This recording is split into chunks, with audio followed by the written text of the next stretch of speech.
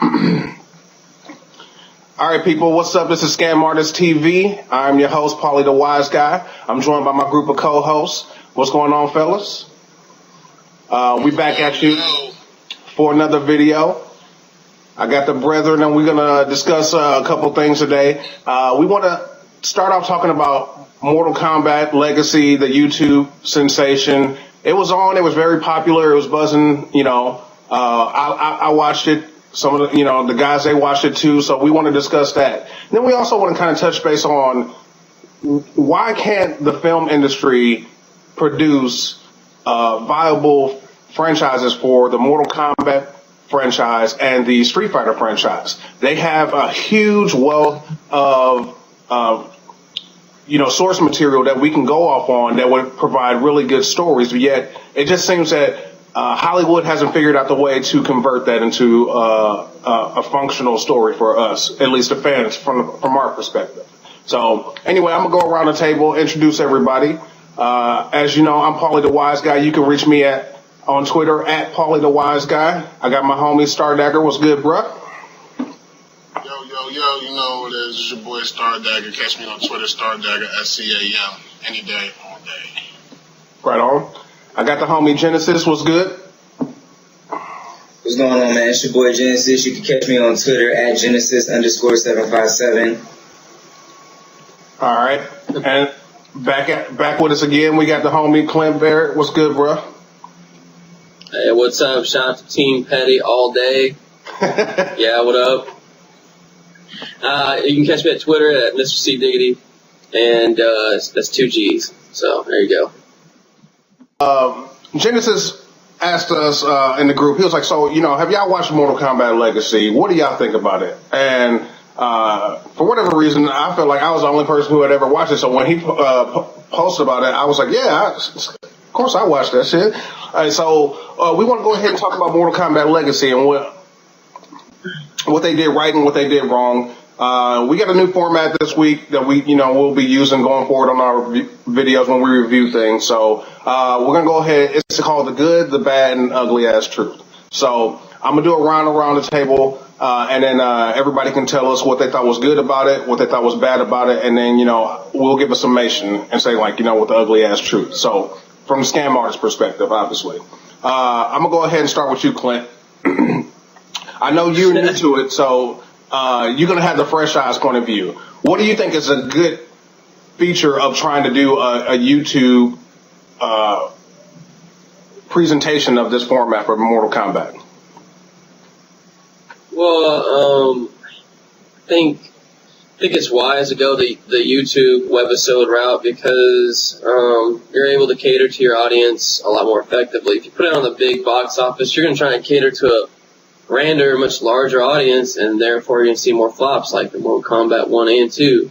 Right. So, I think being able to just try and keep the target audience as small as possible makes it more effective and allows more freedom for writing. So, there you go.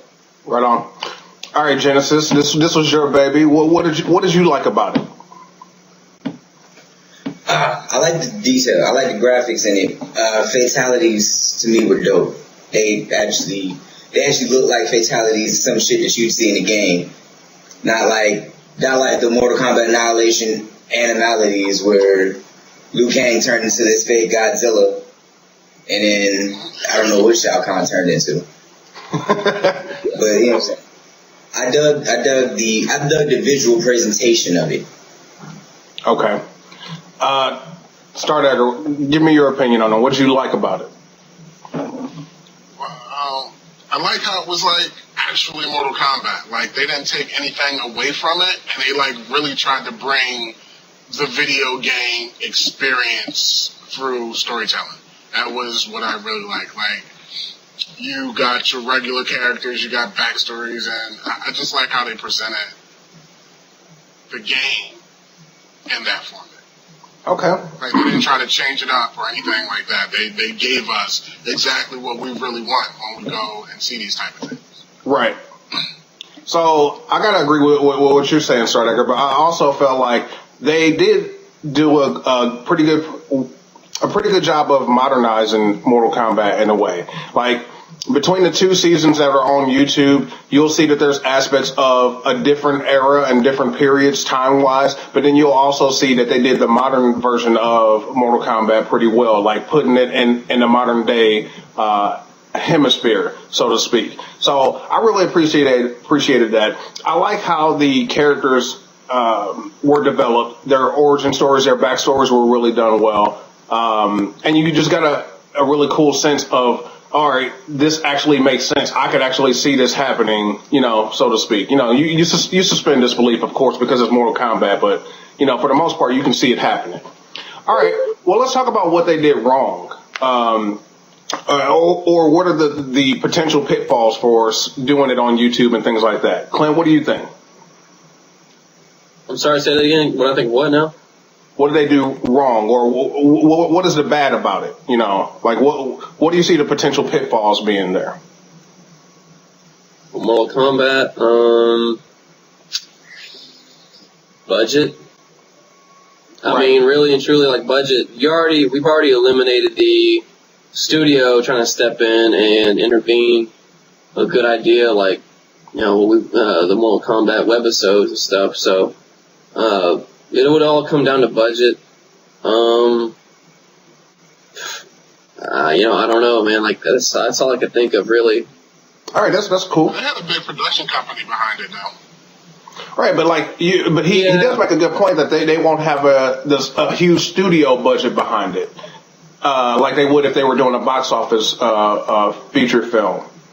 So while the production company might have some money, do they have TV money? Do they have movie money? It was Warner. It was Warner? Right. It was Warner. Yeah.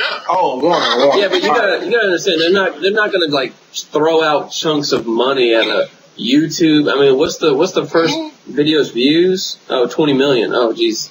Yeah. No, never mind. Yeah. Right, but like I tend to agree. Like it didn't feel like it was a big budget. It felt like it was a pretty tame budget. But maybe it was TV money. You know what I'm saying? Because like you could say YouTube is the TV equivalent, so to speak, for the internet. All right, Genesis. Then what did you think was bad about it?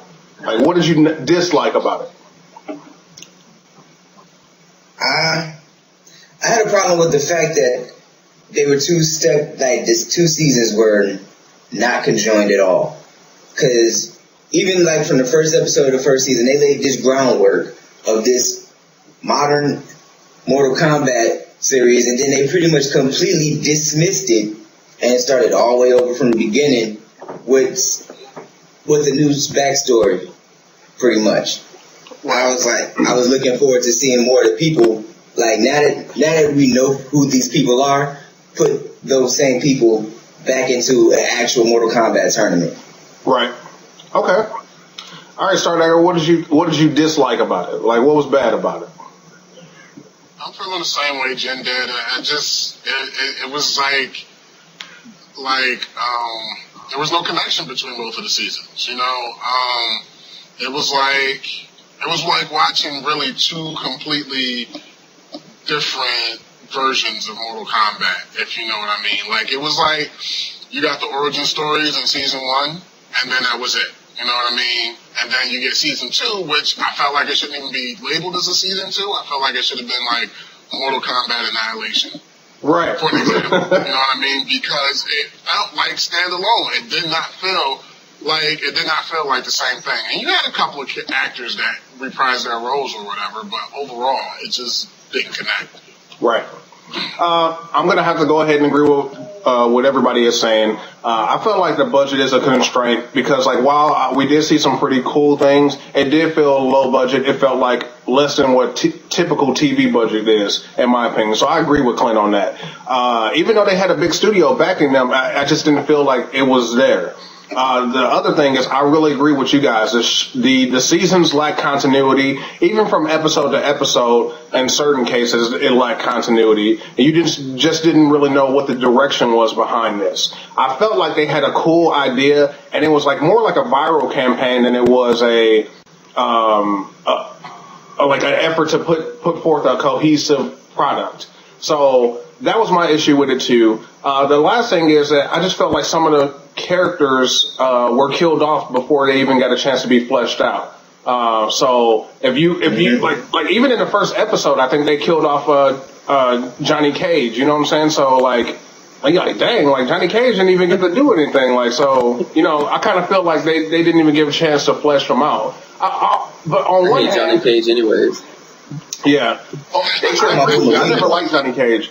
But, like, on one hand, I actually like that, too. So,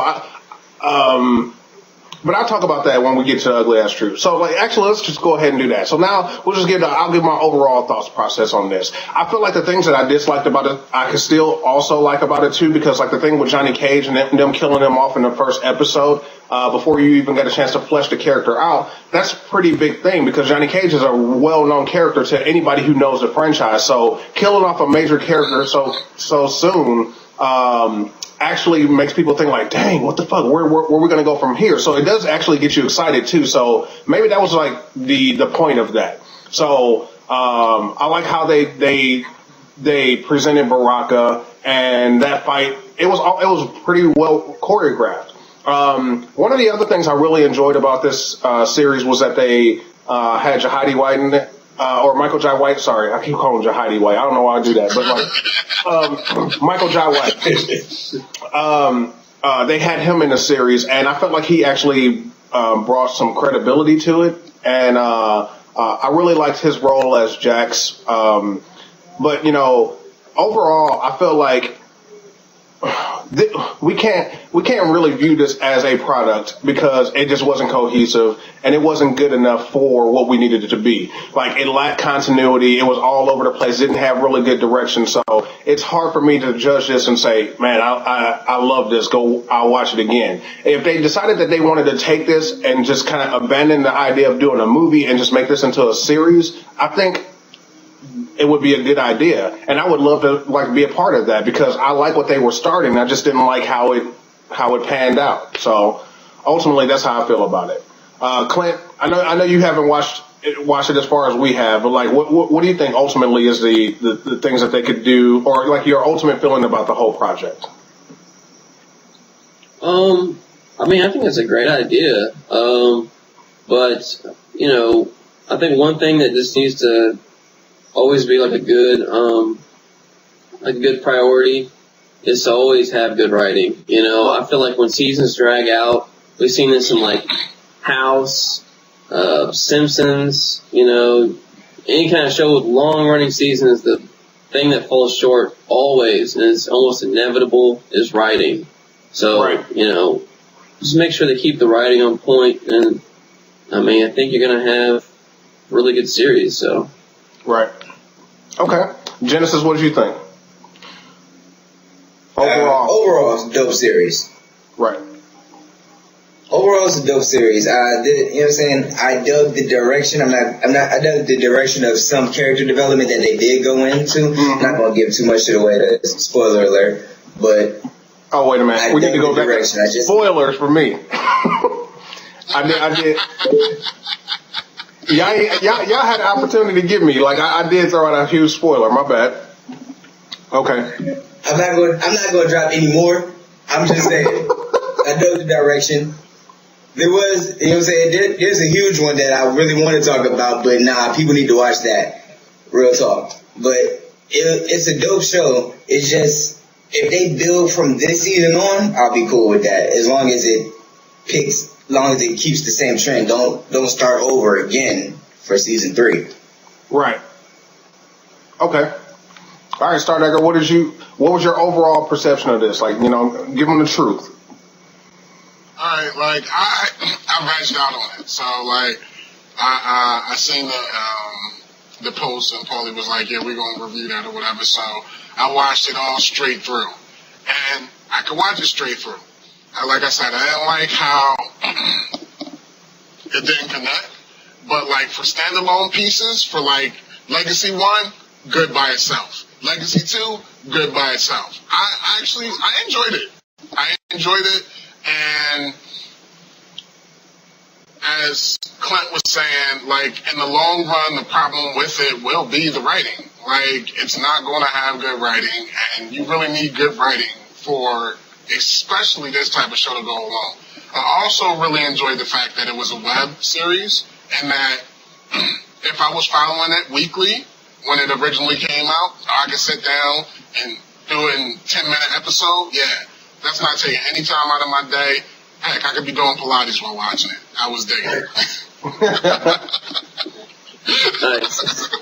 Pilates. Right, all right. I'm gonna let that Pilates slide. I'm gonna talk about that in the group. Just because you asked me don't mean shit. I'm gonna roast you. Have you done it? Have you done it? Take yourself in the next room, put on some Pilates joint, come back after you're done, and then we can have a discussion. As always, you guys know, join us on the Facebook page. Our Facebook, actually, go like our Facebook page. Join us in the Facebook group, S.C.A.M Artist Debate Group. The Facebook page is, at facebook.com/geekaholics. Make sure you comment. Like, what did you guys? So this will be our question for today. What did you guys think about Mortal Kombat Legacy? Let us know down below in the comments. Always like, share, subscribe. You can reach me at Twitter at Paulthewysguy, Stardager at Stardager, S.C.A.M. Genesis. What's your Twitter again, bro? I don't know that. I ain't got it. I ain't got it memorized. Genesis_757. Right on. Is it? Okay, and then you can reach Clint at Mr. C Diggity. What up? Shout out to Chris Unbiased Review. Let me back in the group, man. Oh, shout out to the homie Brass Tacks in Bay City. He said, let me back in. Yo. Okay, so no. we'll get at y'all next time. All right, peace.